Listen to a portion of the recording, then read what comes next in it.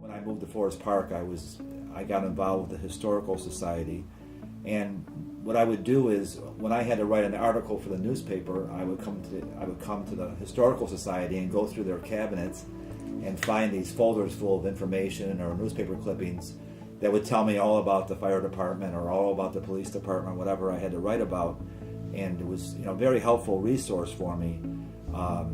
So when I later became a board member of the Historical Society, I was just going through the collection on my own, and I came across a folder that was labeled Racism in Forest Park, and that was an irresistible subject matter, so I started reading the file, and the dominant article in the file was one talking about a black family that was harassed back in 1975. This appeared in the World newspaper, and it's a photograph of Patricia Buckner and her 2-year-old daughter, Shonda Buckner.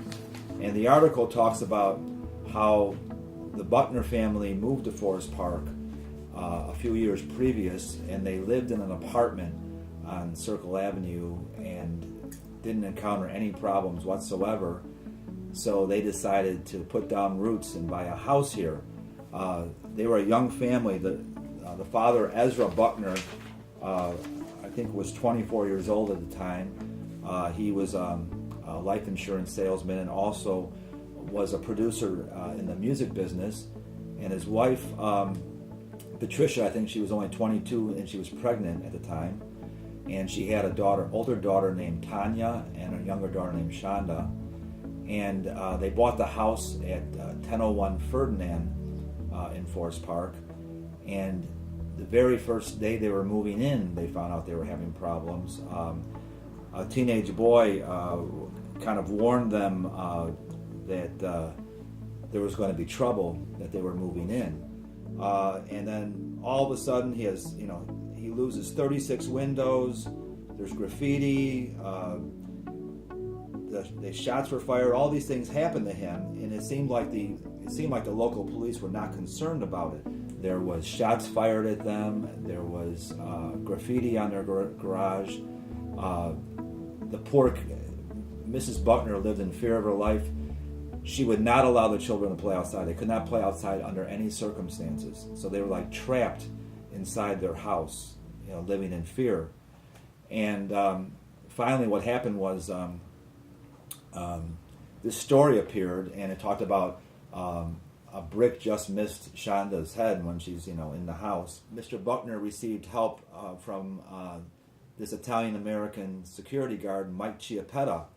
So Mike Chiappetta knocks on his doors and volunteers his guards to guard the house around the clock. And Mike decided that he and his guards were going to protect the house for free for as long as it took for the Forest Park police to step up and station a squad car. I was very, very intrigued by this story, and since I'm also a private detective, I decided to try to see if I could find the people that were involved in this story. I got an address for Ezra Buckner on the south side of Chicago in the Hyde Park neighborhood. And so I went there to talk to him. My name is Ezra Buckner, born and raised on the west side of Chicago. I was married, 2 children, and expecting a third. We had lived in Forest Park for, I would say, roughly a year and a half in an apartment complex. Never had any problem, ran into any complications at all. And at the time that my wife was, before she was getting ready to have our third child, I decided that I would buy a home, and not realizing that there was a distinct difference in renting versus buying. And I found that out immediately in Forest Park. So in the meantime, now that I had located Ezra Buckner, I tried to find Mike Chiappetta. So I assumed that Mike still had a private detective license. And I checked with the state, and Mike still did have a private detective license with an address in Oswego, Illinois. So I figured out a phone number for Mike Chiappetta. And so one day I call him and I start talking about this incident. And Mike became very, very emotional. He got choked up. And he said, "John, I'm driving my car right now. I can't talk about this. Call me back in a half hour." And so I called Mike back in about a half hour, and we had a very animated conversation on the phone about what had happened. In his view, this was a life-changing experience for him, but no one had talked about it since 1975, and I'm contacting him so much later. So he felt like this weight being lifted off him, like this emotional weight was, I don't know. It was like therapeutic for him to talk about it, I guess, is what I'm saying. So I made arrangements to go out and film an interview with Mike Chiappetta at his home in Oswego. When I was talking to Mike on the phone, he was telling me that he was living in the Galewood neighborhood of Chicago, which is around Harlem and North, and he operated a security agency on 18th Street in Chicago. So he was driving south on Harlem Avenue to go to work, and he had just said goodbye to his 3-year-old daughter. And when he's driving down, he hears on the radio there's a family in Forest Park, and that a brick just missed a 3-year-old girl. And Mike was right at Harlem and Madison in Forest Park when he heard this news. And he decided, I'm going right to that house. I'm going to find out where they live, and I'm going to go there. So Mike called the radio station and got the address of the family. So he drove right to 1001 Ferdinand, where the Buckner family lives. I was right on the corner there, and I heard the reporter say that this black family just moved into Forest Park, and they were being bricked. Bricks were thrown through their window. There was some kind of fire in the back, and they asked the police chief, they asked the police for more police protection, and he said hire a security firm, and it was like, we have no money to hire private guards. So I guess that's why I was hired, because I couldn't do anything, because I wasn't a copper at the time, and I was just a private security contractor and a private detective, but I could, but you really can't do anything unless you have a client. So then I had a client. I said, you don't even have to pay me anything. There was an individual that lived right next door to me. Mm-hmm. But he lived in the coach house in the building, the house next to me. And I found out it was him. I can't recall his name, but it was his, I believe, either son, nephew, but he was definitely a relative, which was a younger youth or a teenager that he had gotten to start or to harass my family as well as myself with graffiti, broken windows. When I would be out, or my wife would be out in the backyard cutting or watering the grass, they would do drive-bys, and we would get the nasty slurs of the N-word as they speeded by. And I'm not saying that they were the only ones, but I think that they were the initial start of it. And then it just sort of caught on. It became, at least the way I feel, it became a thing to do when they didn't have anything else to do. Or if they wanted some laughs, some jokes, and have a good time, let's go harass the Buckners. So Mike pulled out his detective badge and said, "If you throw the rocks, I'm going to shoot you. I have backup coming. I think you should get out of here." And so the boys put down the rocks and dispersed. And then he knocked on Ezra Buckner's door, and Ezra came to the door, and Mike offered to guard the house for free. and he said Ezra had the most relieved look on his face, that somebody was stepping up for him like this, and he just remembers seeing Shonda was 3 years old at the time, Tanya was 6.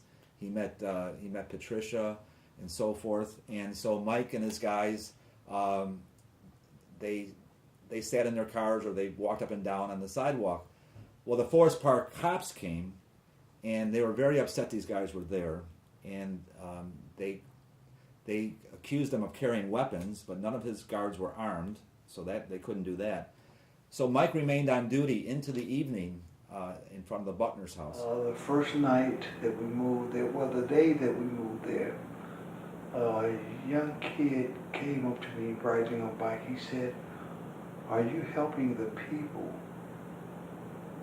to move in that's going to live here?" I said, "In a sense." I said, "I am the individual that has purchased and owned this home." But that evening, I found out immediately what he was making reference to, because that night, a brick or a rock was thrown through our dining room window. I can't remember if it was my mom or my dad who swooped me up, but I remember hearing the glass crash, and that's when my parents came and swooped me up from the lid, because it came through the front window. Because I always wondered, what does a guy do when he's getting bricked and his bricks are coming through your window and you've got your kids there? Where do you go? How many days did you guard the house, your firm? About 2 days. Okay. About 2 days. Then we stayed there that morning. Then the heat started coming on with the I newspaper. think I left, it might have been maybe 3 days after we moved in, and I went back to the West Coast to continue working. I got a call the third evening from my wife telling me that the garage graffiti had been written on the back of the garage. And I said, "Well, what's wrong?" She said, "Well, the N-word had been written in paint, red paint, in, get out." And I said, "Well, look," I said, "let me make some calls." I said, "Call the police department there in Forest Park and make them aware of it, and have them to write up a report." And she did that, and then I called some community activists, people that I knew, and Dick Gregory was an associate of mine, and I knew him through my sister, and he was in town on some speaking engagements. So I gave Dick a call, Mr. Gregory, and I asked him could he possibly help me in the situation that I had put my family as well as myself into, by going to the police authorities as well as the FBI, because we really didn't feel that we was getting a total commitment and cooperation from the Forest Park police. How much damage did your house sustain? I would say I must have replaced over 15 to 20 windows. The graffiti, I had to get that removed. And the garage I had to have repainted a couple of times where the graffiti was written.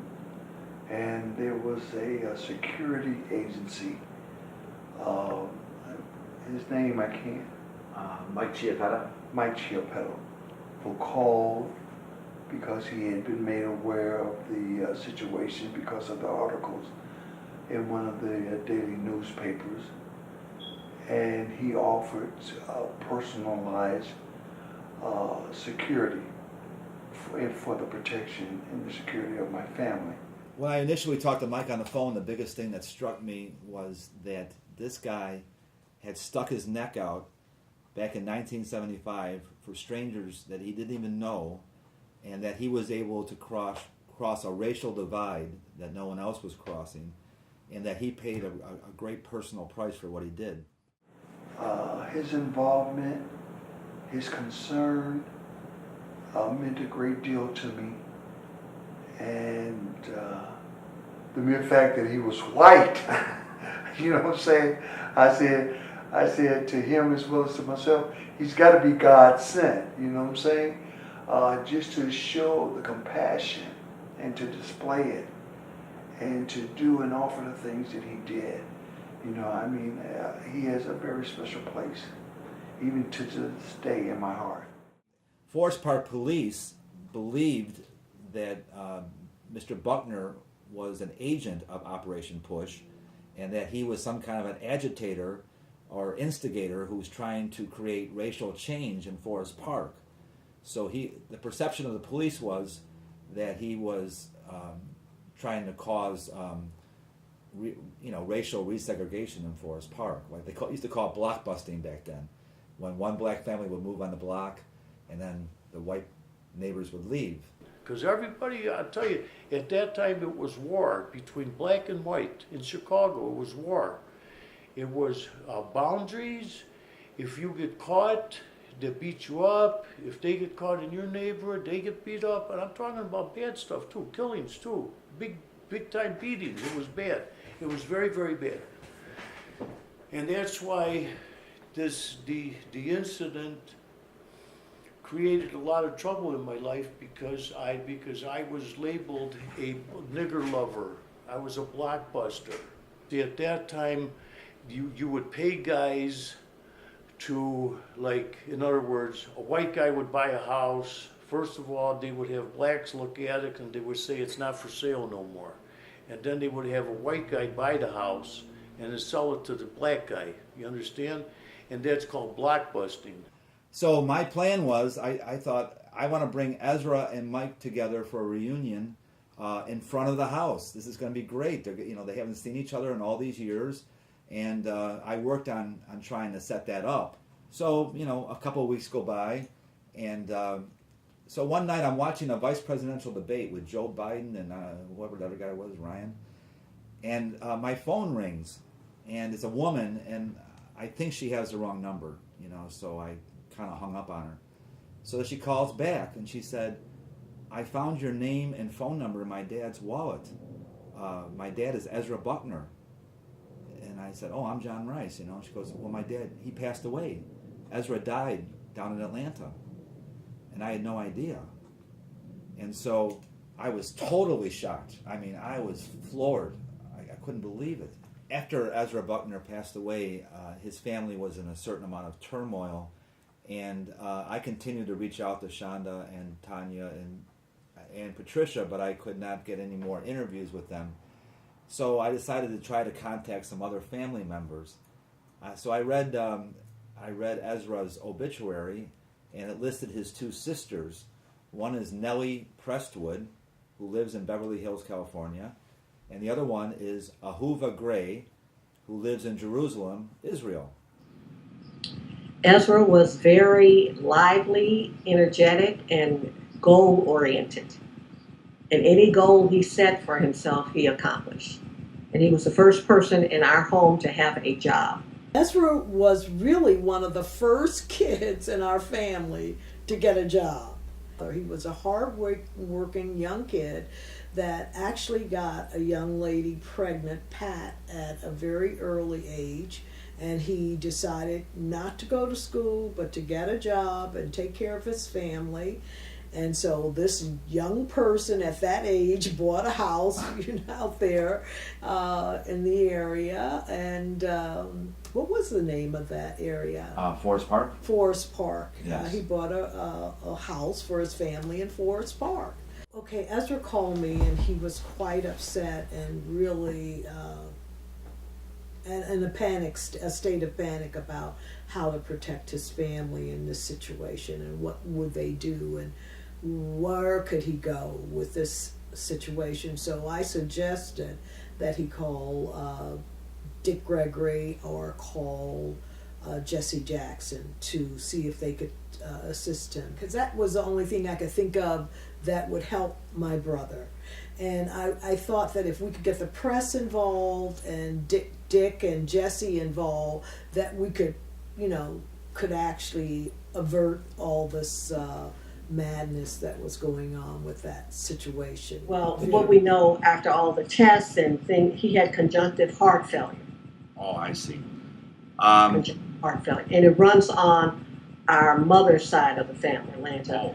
He was sitting on the sofa, and Paula called me, and she said, Hoover, Ezra just took 2 breaths, and he's not breathing. I had to call the paramedics, and the paramedics were there, and she was in the same room. And you know what? I knew he had departed. When I heard her voice, I said, Paula, come out of the room. And I stayed on the phone with her. I said, go in the other room. She went in the other room. And they worked on him. I must have been on the phone with her for about an hour or so. I stayed on the phone with her. And then she said, okay, well, they're getting ready to take him to the hospital now. And I said, okay, you go ahead, go to. But I knew he had departed. I knew it.